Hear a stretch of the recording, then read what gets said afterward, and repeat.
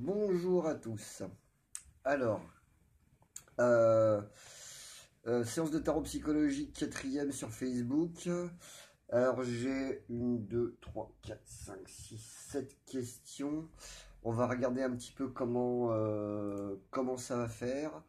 Alors, pour commencer, hein, pour bien préciser comment ça marche. Alors, premièrement, je suis pas Madame Irma. Il y en a qui font ça très très bien, moi pas. En tout cas, c'est pas comme ça que j'ai envie de le faire, c'est pas comme ça que j'aime le faire. Donc, je ne peux pas vous prédire si vous allez tomber enceinte, si vous allez déménager, si vous allez faire un voyage, si vous allez être heureux dans votre vie.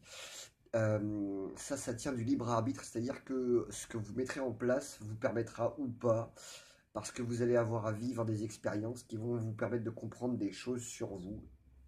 Et c'est là-dessus que je vais travailler. Donc, je ne peux pas ancrer un avenir qui serait presque écrit d'avance, même si tous les avenirs possibles sont écrits d'avance, donc il n'y a pas de souci. Celui que vous avez envie d'avoir est aussi écrit, celui que vous ne voulez pas avoir est aussi écrit. En tarot psychologique, je vais plutôt travailler sur, on va prendre la première carte pour illustrer. Voilà, par exemple, je vais me servir de cette carte-là pour avoir une image. Et ensuite, j'ai travaillé avec deux outils qui vont être, trois outils, pardon, qui vont être donc d'abord le mental, hein, donc où je vais me servir de ma tête et de mon raisonnement pour essayer de comprendre de quoi vous me parlez. Deuxième outil que je vais utiliser, ça va être l'intuition. Parce que dans l'intuition, je vais avoir des images qui vont me permettre d'avoir une forme de compréhension de ce que vous me dites derrière ce que vous me dites. Et le troisième outil qui va être le ressenti, donc qui va être comment je vibre quand je me connecte avec vous. C'est-à-dire que quand je vais me connecter avec Marie, Marie, dans la question que tu me poses, il va y avoir une compréhension que j'ai de ce que je vais pouvoir voir.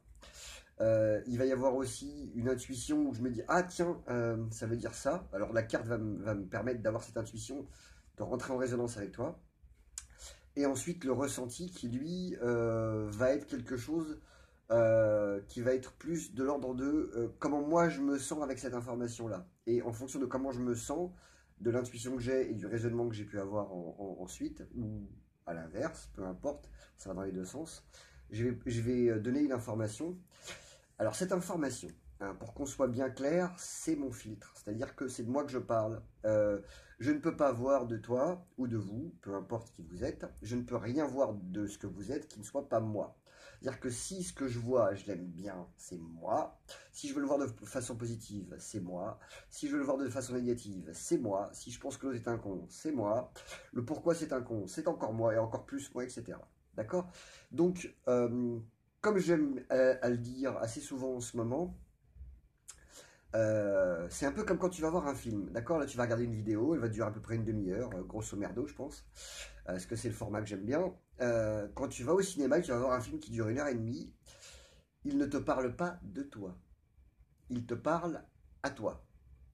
Parce que dans ce que tu vas entendre, tu vas en tirer une substance, tu vas avoir une compréhension, il y a quelque chose qui va résonner chez toi, tu vas dire oh putain, ça y est, je viens de comprendre un truc. Et pourtant, le film n'a pas été fait pour toi, pas ni par toi. Le réalisateur ne te connaît pas, les acteurs non plus. Si ça se trouve, les scènes du film non plus, l'environnement, etc. Et pourtant, si tu vas le voir, donc si tu m'écoutes par exemple, hein, pour prendre une analogie, si tu m'écoutes, c'est que donc il y a quelque chose qui t'a envie d'avoir une information. Et il y a une part de toi qui veut pas l'avoir. Voilà. Euh, Bon, bah, c'est une bonne petite intro hein, quand même. Alors, on va commencer par les questions. Alors, j'avais ploup, ploup, ploup. Marie, donc justement, alors merci. Comment déménager sans conditions financières exigées auprès des agences immobilières? Et donc, tu tires l'empereur. Alors, l'empereur, il me dit et c'est là où tu vois, je vais faire une analogie avec moi, par exemple. Il y a à peu près un an et demi, avec Virginie, on déménage et on n'a aucune garantie financière à leur proposer, hein, parce que moi j'ai déménagé, donc j'avais fermé mon cabinet à cette époque-là. Il n'y a aucun bilan, on n'a aucune thune d'avance. Et on se met à faire des recherches. Et on tombe sur une maison à Masse, à Orange, près d'Orange, de 150 mètres carrés, 1 200 € par mois. Et crois-moi bien que parce qu'on a mis toute notre énergie dedans, on a réussi à l'avoir. Alors, c'est un exemple parmi un milliard d'exemples que je pourrais te donner qui me sont arrivés dans ma vie. Mais quand tu concentres suffisamment d'énergie à un endroit, à un moment donné, il y a quelque chose qui fait que ça craque. Ta peur disparaît parce que ton envie, l'investissement que tu vas mettre dedans, va être plus forte que ton envie. Va être plus importante que ton envie, pardon. Donc l'empereur, il te demande de prendre position, de t'ancrer bien au sol, de poser tes pieds au sol, même si lui, on va regarder la face, voilà, il est presque arrêté, hein, il est posé sur lui-même et en même temps il est prêt à un mouvement, il est prêt à aller de l'avant, il est prêt à faire ce qu'il a envie au moment où le moment opportun arrive. Voilà. Il y a quelque chose chez toi qui te sort dans la... C'est-à-dire que tu vas pouvoir, c'est possible en tout cas, hein, je ne sais pas si tu vas pouvoir, mais en tout cas c'est possible. Que cette carte te dit, c'est que tu dois mettre en mouvement quelque chose pour que ça se passe. Euh, et ça peut se passer, voilà. Et en tout cas la carte te dit, crois en toi, c'est possible, fais ce qu'il faut, voilà, n'attends pas, par contre, voilà, c'est ça qu'elle te dit, n'attends pas, n'attends pas. Alors, Émilie, pourquoi j'ai pas de questions, mais je ne résiste pas à tirer une carte, l'étoile. Au passage, j'ai pas vu la vidéo numéro 3. C'est pas bien, j'espère que tu l'as vu entre temps. Alors, la carte numéro 3. Alors, on va jouer un petit jeu. Regarde, elle est toute petite. L'étoile. Ouais, je me suis acheté des mini-cartes, j'ai trouvé ça très mignon.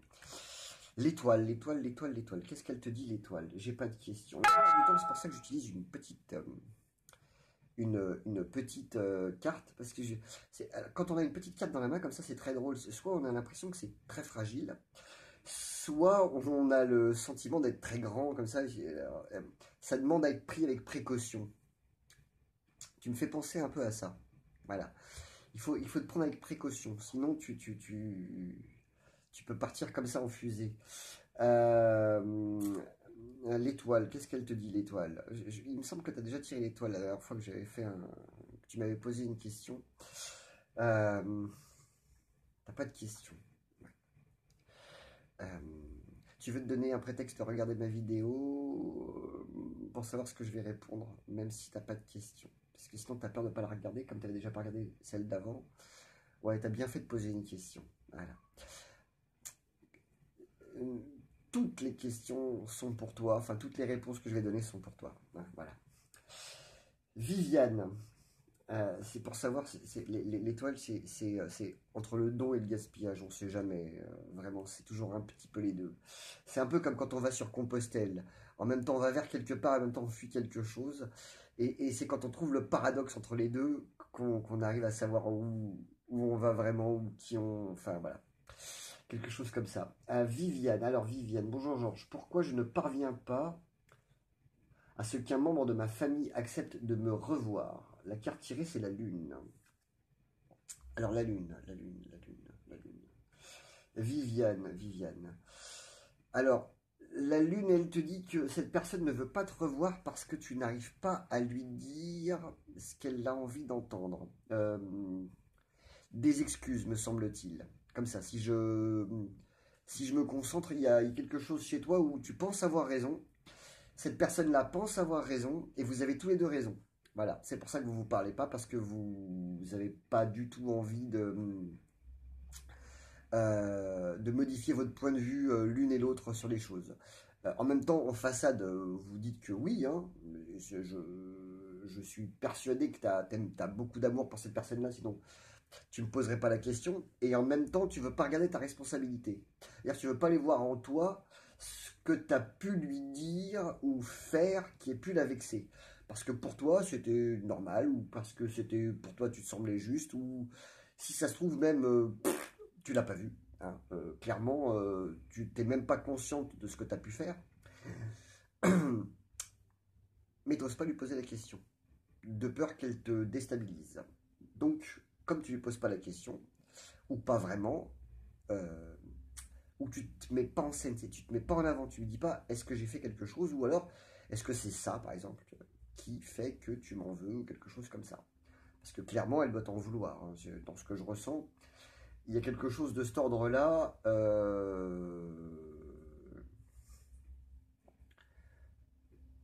Va fouiller euh, dans ce que tu veux pas voir. Hein. La dernière fois, sur une autre carte, sur une autre question, tu m'avais posé une question avec ton côté lumineux. Tu avais tiré le diable, par exemple. Ça, je m'en rappelle parce que entre le diable et le lumineux, si tu veux, voilà, on avait le champ large pour voir ce qui pouvait être vu.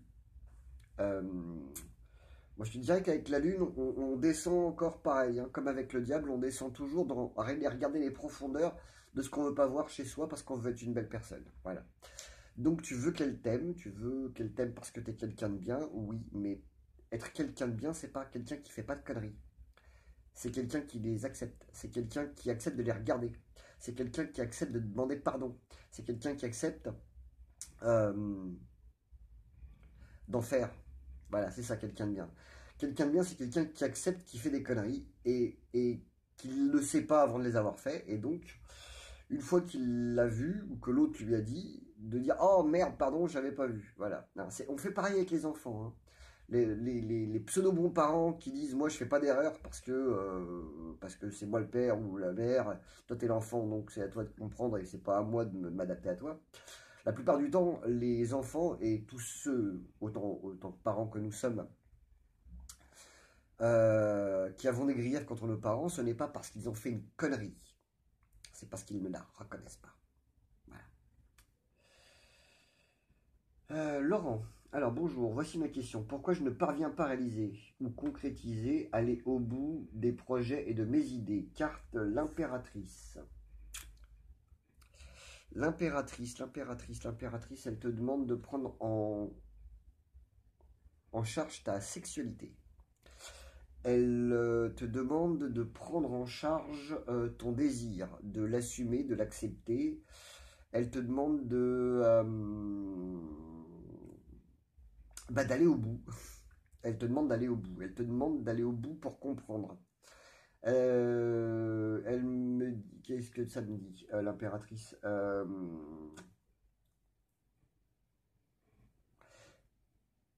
Elle me dit que tu veux aller au bout, mais que tu veux pas y aller. Voilà. Euh, alors l'image qui me vient, c'est toujours des images qui sont à moi, hein, parce que enfin j'ai des images à vous, mais c'est par mon filtre, donc c'est mes images à moi, alors je vais vous les donner les miennes. J'ai rarement fini beaucoup de choses dans ma vie parce que un peu comme toi, hein, voilà, euh, je concrétise, je concrétise, je comprends, et puis une fois que j'ai compris, bah, je passe à autre chose, donc j'ai jamais le temps vraiment de réaliser dans la matière le truc, quoi. Ce qui pose parfois un peu de problème, mais enfin en même temps je suis comme ça, donc bon. Et quand j'arrive à Compostelle, à 5 km de la fin, alors que je viens de faire 1100 bornes, d'accord, 1100 km, à 5 km de la fin, je me pose, je mange 2 sandwichs, je bois 2 bières, toujours pas deux, c'est comme ça, voilà.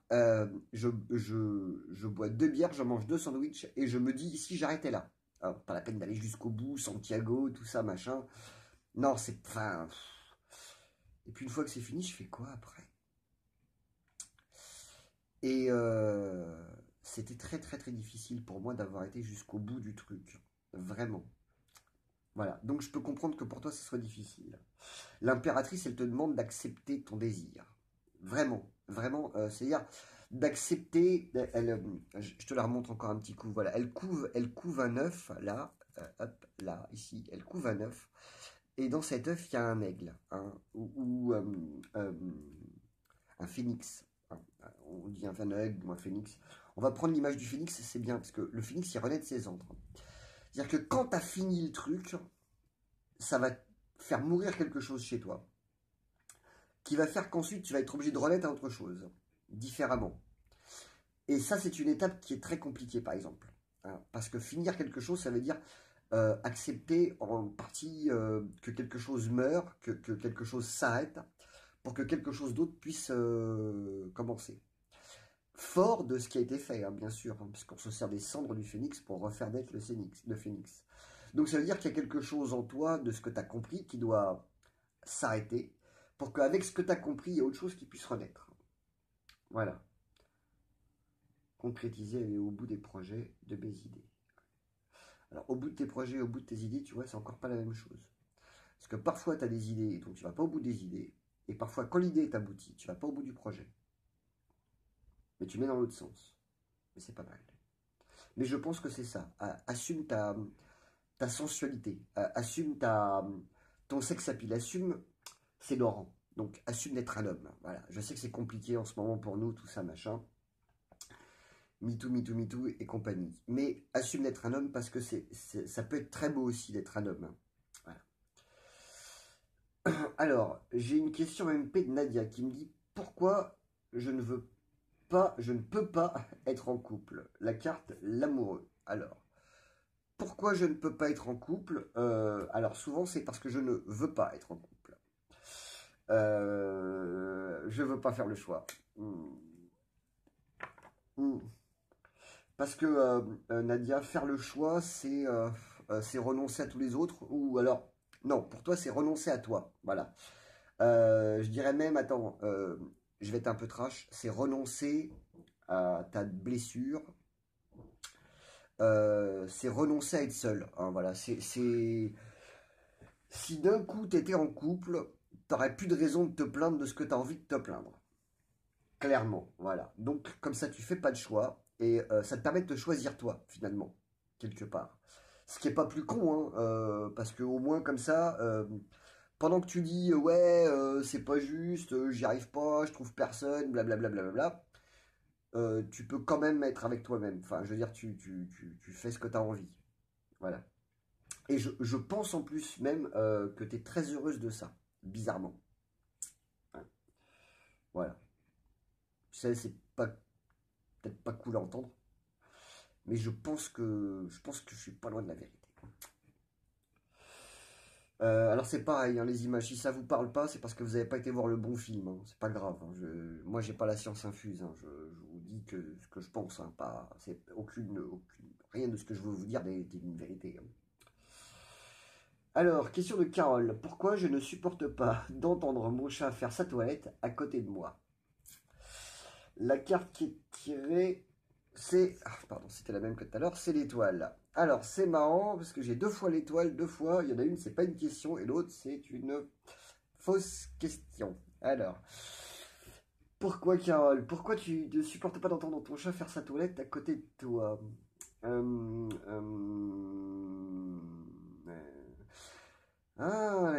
Tiens, je vais faire une pirouette, je vais pas répondre avec l'étoile. Je vais répondre avec ce que je ressens. Hmm. La plupart du temps, quand les gens prennent des chats, ils aiment les chats parce que les chats sont indépendants.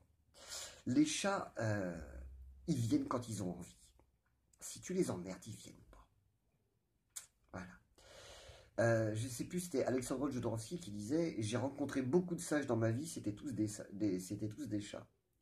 Je crois qu'il y a un truc qui est génial avec le chat, il y a un niveau de sagesse de chat. Oh putain, j'y arrive pas aujourd'hui, moi. Il y a un niveau de sagesse chez le chat, en même temps, c'est le chat, hein. Il y a un niveau de sagesse chez le chat qu'on ne retrouve pas chez les animaux de compagnie qu'on peut avoir. Hein. Et dedans, j'y mets les vaches et les cochons. Parce que c'est des animaux de compagnie, on les mange, enfin, pour la plupart, quoi. Ouais, ouais. Sa toilette. Ouais. C'est marrant, j'ai l'impression que tu as déjà la réponse. Attends, regarde, fais voir, regarde. Je sais pas si elle fait sa toilette ou pas, elle. Hein. Non, peut-être pas. Hmm. Tu crois qu'il fait sa toilette, ton chat? Hmm. Alors, j'ai Nénette. Question en MP. Pourquoi je n'arrive pas à aller au bout de mes grossesses? Carte l'impératrice. Ah, ça revient, ça, l'impératrice. Hop là, clac. Oh, alors, attends. J'ai dit quoi tout à l'heure? Va au bout de ta sexualité. C'est ça. Ah, ouais, c'était ça. assume ton désir, assume ton désir. La plupart du temps, enfin, ce que j'ai remarqué, quand il y a un problème de grossesse, souvent c'est qu'il y a quelque chose qui est mal positionné sur la sexualité. Euh, En même temps, il y a un désir qui est très profond, et en même temps, il y a quelque chose qui est impossible à réaliser, parce que, oh mon Dieu, j'ai pas le droit, c'est très judéo-chrétien, puis cet endroit-là, c'est dégueulasse, hein. D'ailleurs, quand on montre des gens à poil, le seul truc qu'on cache, c'est ce truc-là. C'est bien que ce truc-là ne doit pas être montré, que c'est pas beau, que c'est vilain. Alors, pareil, petite rhétorique personnelle, va falloir qu'on m'explique quand même comment la sexualité dans le mariage est quelque chose de totalement sacré, totalement dégueulasse quand c'est hors du mariage, hein, alors que c'est la même chose et c'est au même endroit. Et si ça se trouve, on peut même ressentir les mêmes émotions, hein, voilà. Alors évidemment que comme on a tous été élevés dans cette dynamique-là, comprendre que quelque chose est en même temps dégueulasse et sacré, ça crée un paradoxe qui est très compliqué à résoudre, et c'est pour ça que dans nos sociétés, la sexualité est totalement à l'ouest. Elle est tellement à l'ouest d'ailleurs, vraiment, elle est en berne, hein. On ne sait pas du tout faire avec, jamais, hein. La sexualité, ce qu'on appelle dans le tarot de Marseille, pour Jodorowsky, il appelle ça le sexuel créatif. J'ai vu un truc aussi que j'aime beaucoup qui s'appelle le relationnel, hein. Ça veut dire que si mon sexuel il est en berne, donc mon relationnel est en berne. Donc à chaque fois que je vais rencontrer quelqu'un, je vais être dans une demande qui me rassure et jamais dans un don de qui je suis. Voilà. Et avec tout ça, on est dans une merde noire. Parce qu'à chaque fois, hein, vous verrez, chaque fois qu'on fait quelque chose, on le fait pour recevoir et jamais pour donner. Et c'est pas dans le bon sens, hein. C'est pour ça que ça marche pas, hein. Mais bon, en même temps, tout le monde le fait. Alors on se dit, bah, moi si je fais autrement, comment ça se passe? Et on met des semaines, des mois ou des années, parfois, à réfléchir à comment on doit faire, hein. C'est parce que moi, ça fait des années, hein. Et j'y arrive pas toujours. Des fois, j'ai quelques... comment on appelle ça? Euh, des fois, j'y arrive. Ouais, voilà, c'est ça. Et puis, plein de fois, j'y arrive pas. Quand j'y arrive, j'ouvre le champagne. Alors, j'ai Harry. Harry. Bonjour. Pourquoi j'échoue souvent dans mes choix personnels et professionnels? Carte tirée le soleil. Alors, pourquoi, pourquoi tu échoues souvent? Parce que tu ne t'amuses pas. Le soleil, c'est la carte de la joie, c'est la carte de l'amusement, c'est la carte de la mise en lumière. Alors je te dirais, j'ai le sentiment que tu es très secrète, ou secret, parce que j'arrive pas à savoir si c'est un homme ou une femme. Pardon, excuse-moi, hein. J'ai pas été regardé avant, et ta photo de profil en tout petit, j'arrive pas à voir. Alors, t'es une femme, pardon, merci, excuse-moi mademoiselle. Donc tu échoues souvent dans tes choix personnels et professionnels. Alors, parce que tu ne t'amuses pas, parce que la vie a l'air sérieuse pour toi, parce que tu es dans la contestation, tiens, me semble-t-il. Et, si je regarde comme ça, hop, là, je vois contestation, je vois j'ai pas envie d'être d'accord.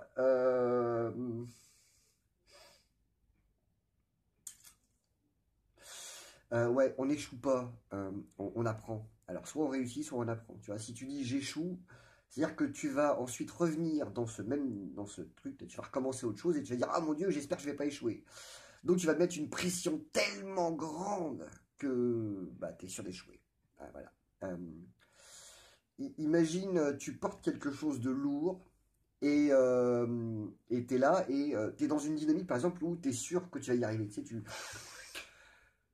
as respiré avant, tu es sûr de toi, machin, tu le fais, tac, et quand tu le fais, tu as 10 mètres à faire avec ce truc super lourd et paf, tu le poses et tu fais waouh, putain, j'ai réussi. En même temps, au moment où j'ai commencé, je savais que j'allais y arriver. Et puis imagine que au bout de 3 mètres, il y a un mec qui dit oh, attention, fais gaffe, tu vas tomber. Et ben là, les 7 derniers mètres, hein, tu peux être sûr que tu vas te demander vraiment si tu vas le faire tomber. Et il y a de grandes chances que tu y arrives à le faire tomber, bien sûr. Voilà, parce que tu te seras mis la pression.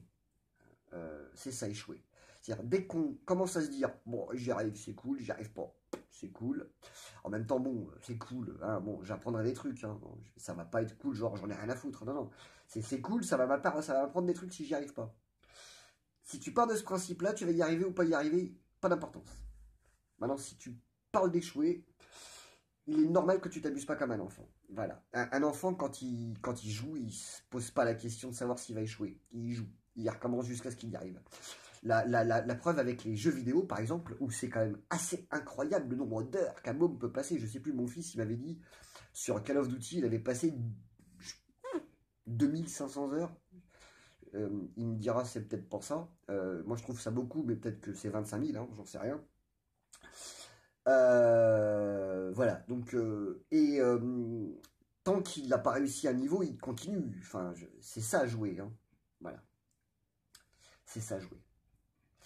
Je vais finir sur un petit truc drôle en MP d'une nana qui est venue me voir et qui me dit j'ai une question en privé et je voudrais que si vous pouviez y répondre en privé.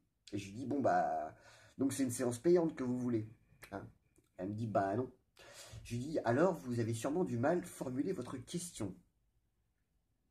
Oui, parce que moi je m'amuse à donner comme ça gratos parce que ça fait des vidéos, parce que ça fait des vues, parce que ça fait des likes, parce que ça fait et qu'il y a des gens qui me disent tiens Georges j'aime bien ta façon de faire, j'aime bien ta façon de travailler, j'aime bien ta façon de parler ou j'en sais rien, enfin bref. Et donc ils viennent me voir, hein, et donc enfin je peux en vivre parce que j'ai pas envie d'aller bosser à l'usine. Donc je fais ce que j'aime. Voilà. Maintenant si tu veux une question, si tu me poses une question en privé, que tu veux une réponse en privé que pour toi, c'est possible. Voilà. Mais je suis à 70 € de l'heure, madame. Voilà. Parce que ça fait 20 ans que je travaille sur moi, ça fait 20 ans que je me pose des questions et ça fait 20 ans que je trouve des réponses euh, qui ne concernent que moi, hein, mais qui permettent aux autres de réfléchir et d'arrêter de se poser les mêmes questions parce que c'est parce qu'ils se posent toujours les mêmes questions qu'ils tombent sur les mêmes résultats, hein. Pourquoi je tombe toujours que sur des mecs violents, par exemple? Bon, bah, la réponse, c'est parce que tu te poses toujours la même question et que tu rencontres toujours les mêmes mecs et que tu fais toujours la même expérience. Pourquoi j'y arrive pas dans mon boulot? Pourquoi j'y arrive pas à développer mon activité? Pourquoi? Ce sont des questions que je me pose, auxquelles je trouve des réponses. Mais pas que pour moi. Je les trouve aussi pour les autres. Et quand je les donne comme ça, énergétiquement, parce que j'ai trouvé ma réponse, ce que je donne, c'est pas des mots, c'est des paroles. Il y a une vibration derrière qui va permettre d'ouvrir quelque chose, qui va permettre de tu vois, regarde, on va faire de l'hypnose. Tu vois, toi, tu penses comme ça. Voilà. Avec la question que tu viens de me poser, la réponse que je viens de te donner, voilà, tu penses comme ça. Ça paraît rien, mais ça fait toute la différence.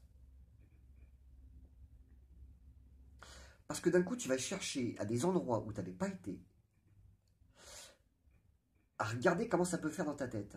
Tu vois, je suis peut-être pas clair, hein, mais ça va te permettre d'aller regarder un petit peu autrement ta problématique et donc de trouver d'autres réponses, hein. Imagine sur Google, tu tapes un mot-clé pour trouver des sites qui vont donner des réponses et que tu ne trouves pas les bons sites. Tu vas trouver des mots-clés qui vont être approchants. Mais ta question est toujours la même, hein, au fond. La, la, la, la, la seule différence, c'est que tu vas changer, tu vas trouver un synonyme. Et avec ce synonyme, tu vas trouver une réponse qui va être plus pertinente. Et bien, c'est un peu ce qu'on fait.